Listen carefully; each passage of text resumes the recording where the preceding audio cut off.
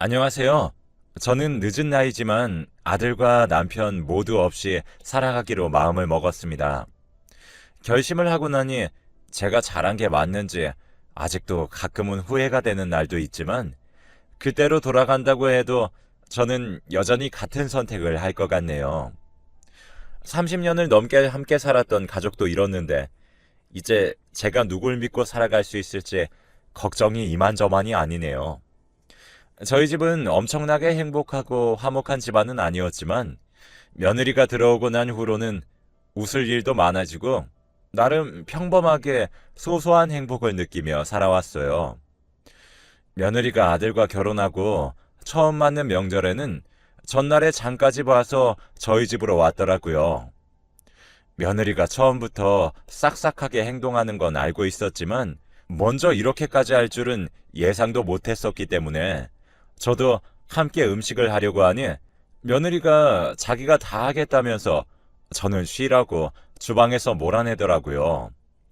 고맙긴 했지만 며느리도 사돈댁 귀한 딸인데 미안해서 어쩔 줄 몰라 하고 있으니 아들과 며느리가 웃으면서 이런 날도 있어야 하지 않겠냐며 미안해하는 제 마음을 가볍게 해주었습니다. 엄마가 시집살이 시키는 것 같으면 내가 먼저 말릴 거예요. 오늘은 저희가 결혼하고 처음 맞이하는 명절이니까 저희가 다 준비할게요. 엄마는 마음 놓고 쉬고 있으세요. 아들의 너스레 저도 실 없이 웃음이 나서 그러겠다고 하고 거실에 앉아 TV를 보는데 덕분에 처음으로 시집 오고 나서 편한 명절을 보낸 것 같다는 생각이 들더라고요. 며느리는 힘들 텐데도 밝은 표정으로 저에게 음식을 맛봐달라고 하기도 하고 아들도 그 모습에 기분이 좋은지 하루 종일 웃음소리가 집안을 떠나지 않았습니다.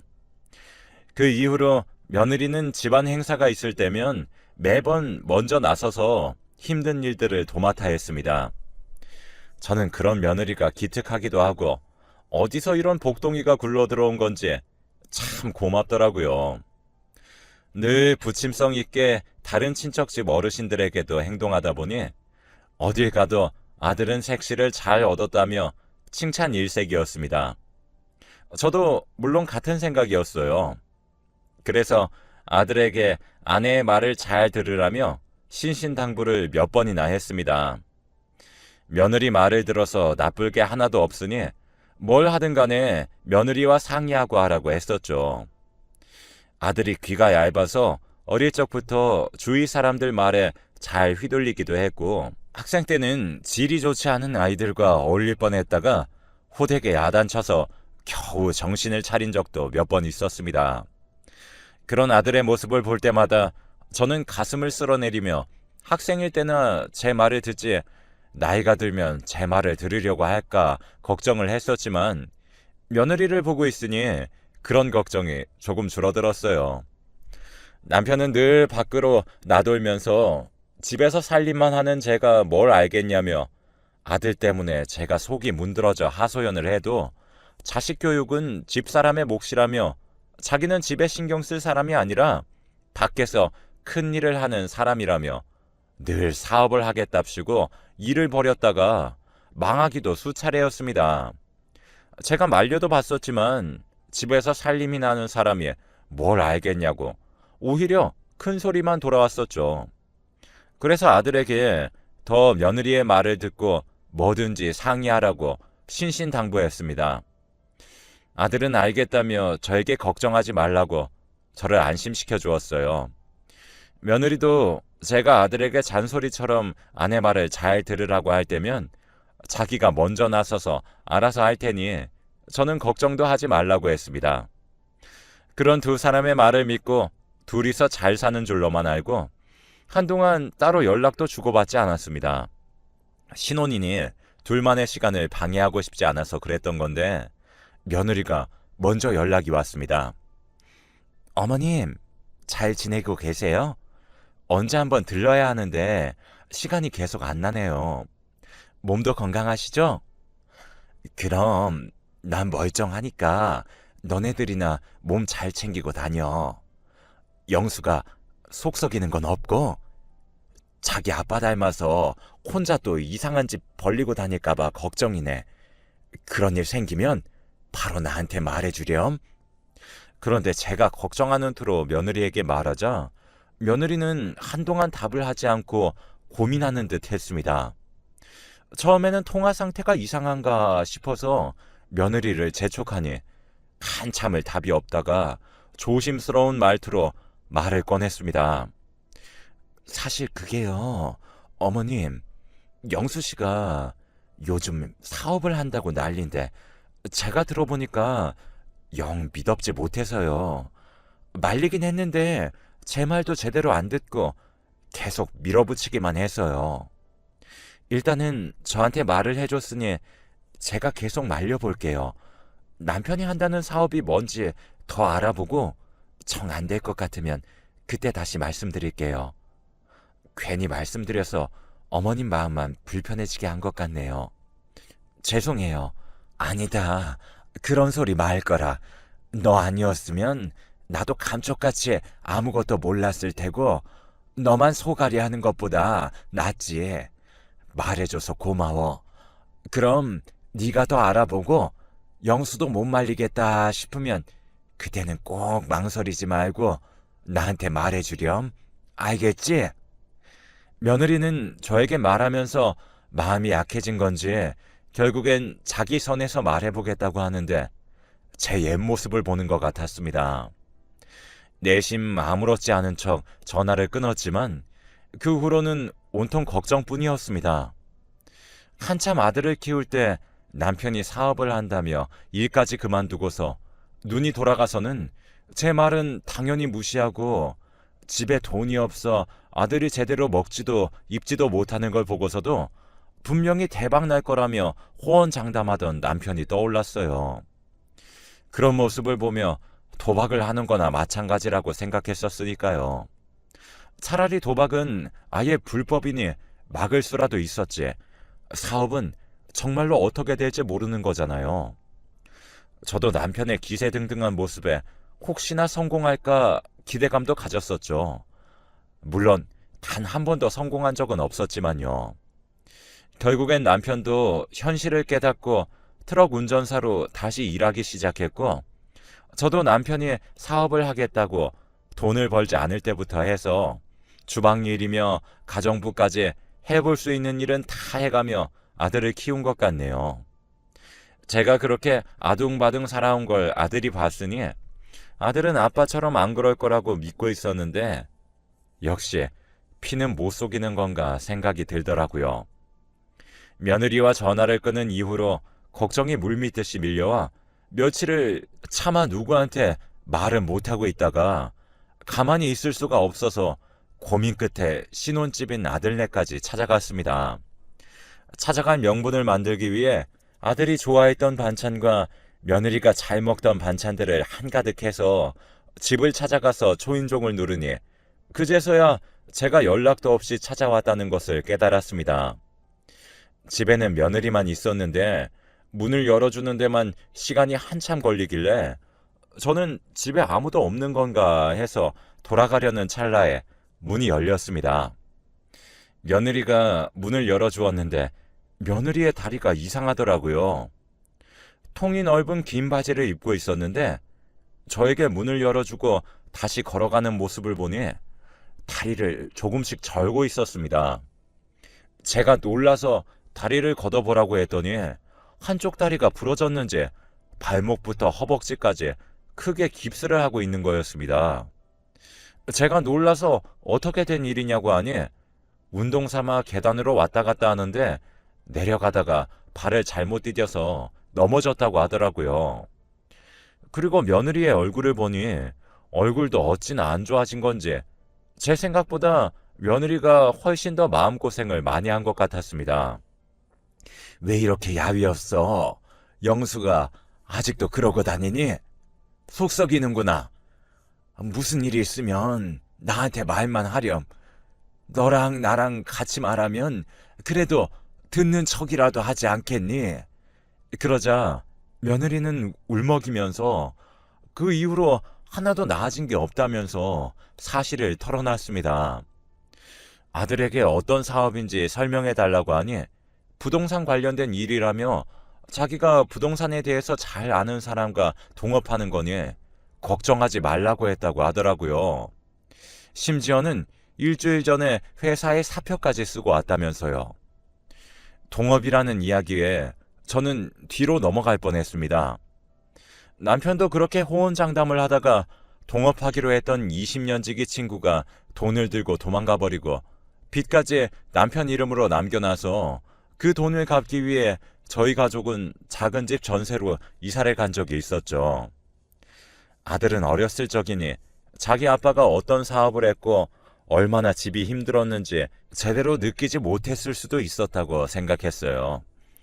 그런데 회사까지 이미 그만둬 버렸다고 들으니 더 이상 알아서 하도록 내버려뒀다가는 자기 아빠와 똑같은 길을 밟겠다는 생각이 들어서 아들이 들어올 때까지 기다렸다가 아들에게 한 소리 하고 가야겠다고 했습니다. 그러자 며느리는 그런 저를 말리면서 그러면 자기가 그냥 일러 바친 꼴밖에 안 된다며 나중에 들어오면 그때 다시 한번 잘 말해보고 상황이 나아지지 않으면 그때는 저에게 부탁한다고 하더라고요.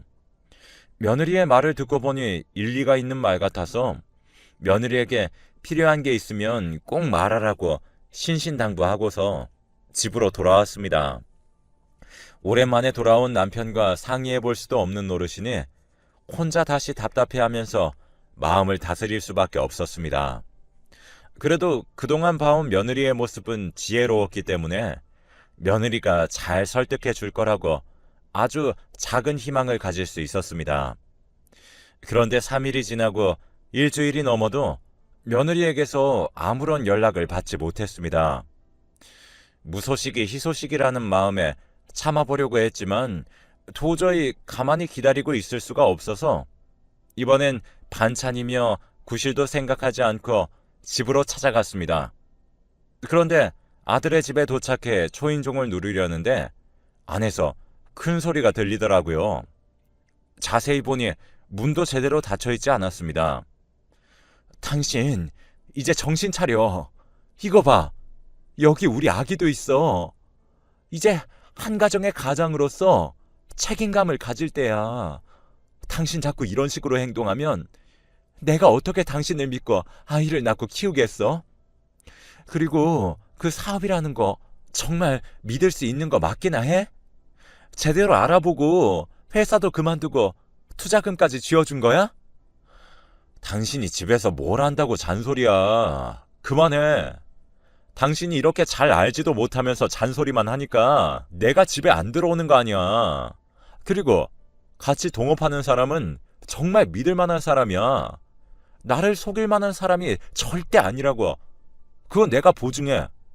그리고 나도 아이도 생겼으니 더 풍족하게 키우고 싶어서 사업도 해보고 그런 거지. 사람이 왜 이렇게 융통성이 없어? 그냥 내버려둬.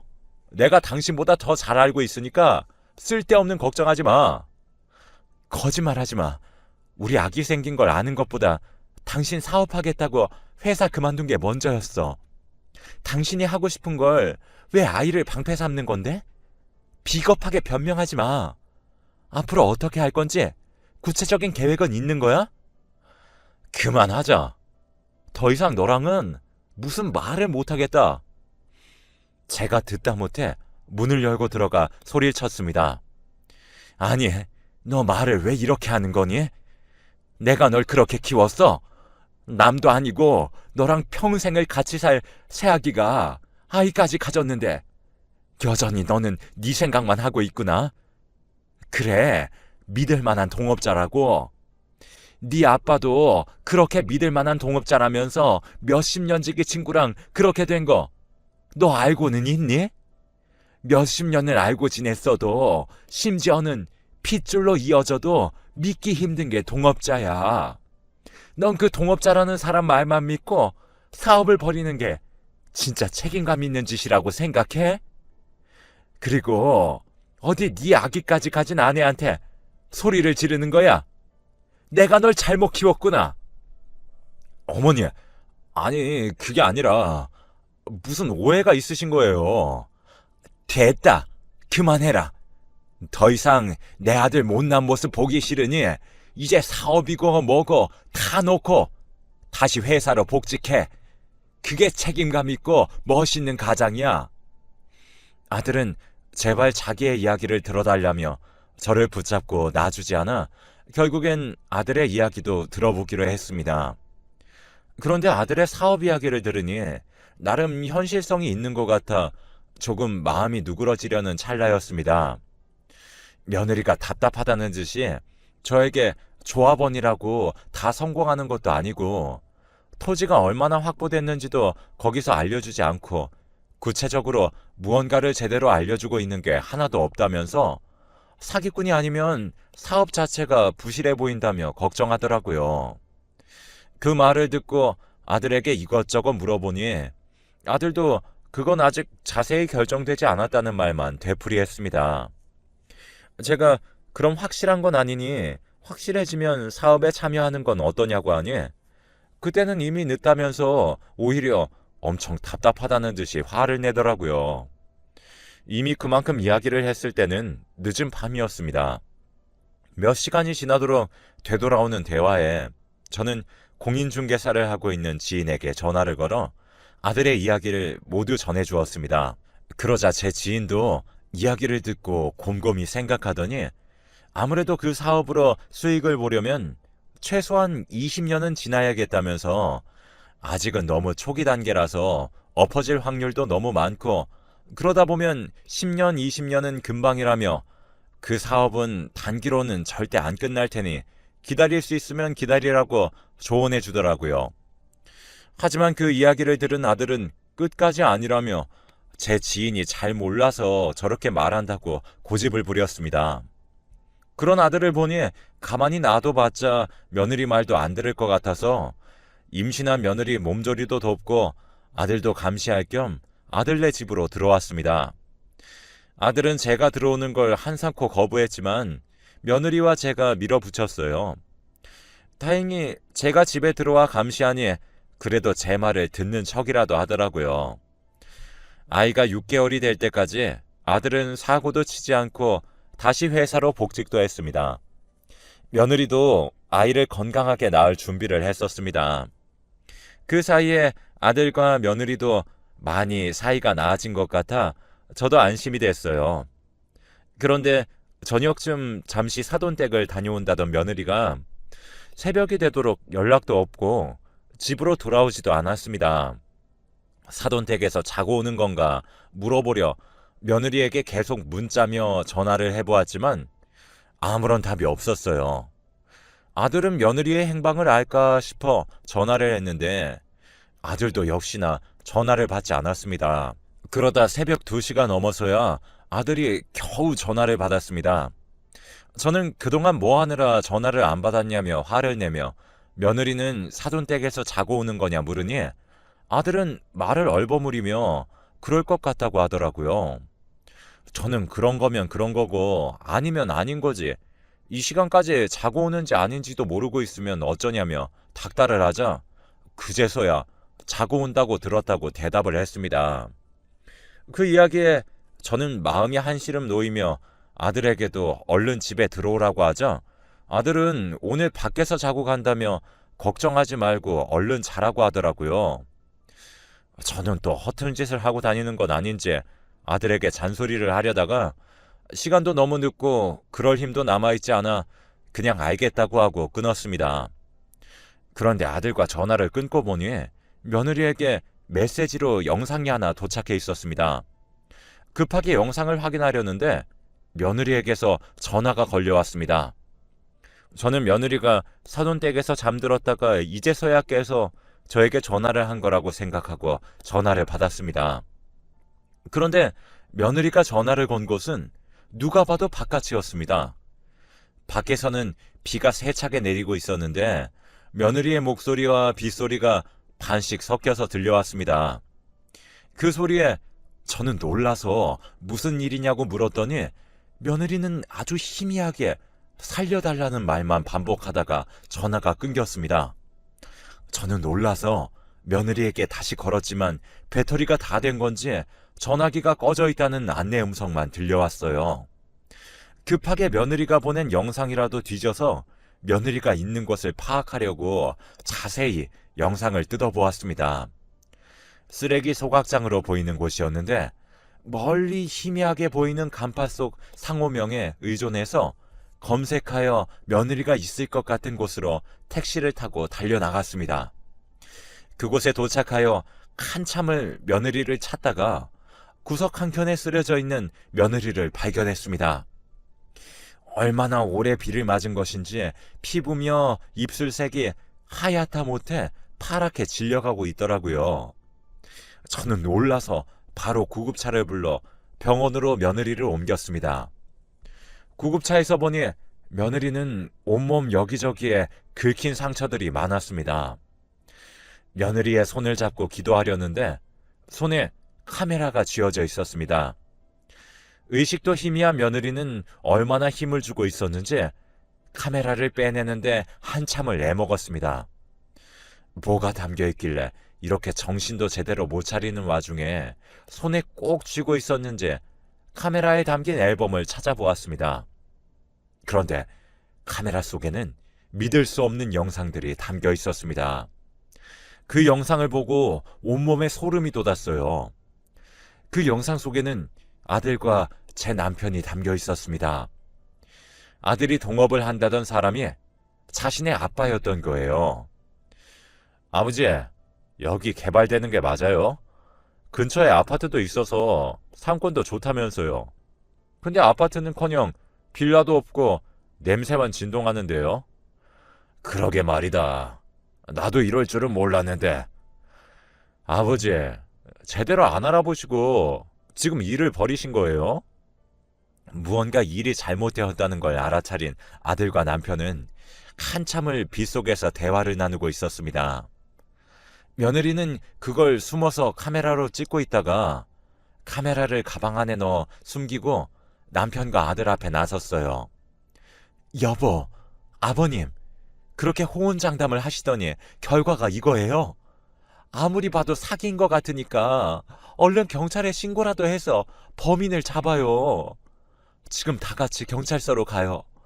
얼른 정신 차리세요. 사기당한 거 맞아요. 네가 뭘 안다고 떠들어. 아무것도 모르면 구석에 가만히 있기나 해. 당신 여기는 어떻게 따라온 거야? 얼른 집으로 돌아가. 안 돼. 절대 못 돌아가. 여기서 그만두면 차라리 돌이킬 수라도 있을 거야. 얼른 범인 잡아야지. 여보, 정신 차려. 이건 정말 아니야. 흐릿하게 소리만 들려왔었는데 며느리를 누군가 밀친 건지 몇 번 몸이 부딪히는 소리가 나더니 며느리가 바닥에 넘어지는 소리가 났습니다.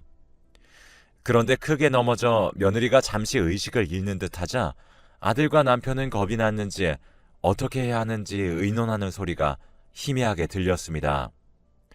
며느리가 살려달라고 희미하게 말했지만 결국 아들과 남편은 며느리를 두고 그 자리에서 벗어났습니다.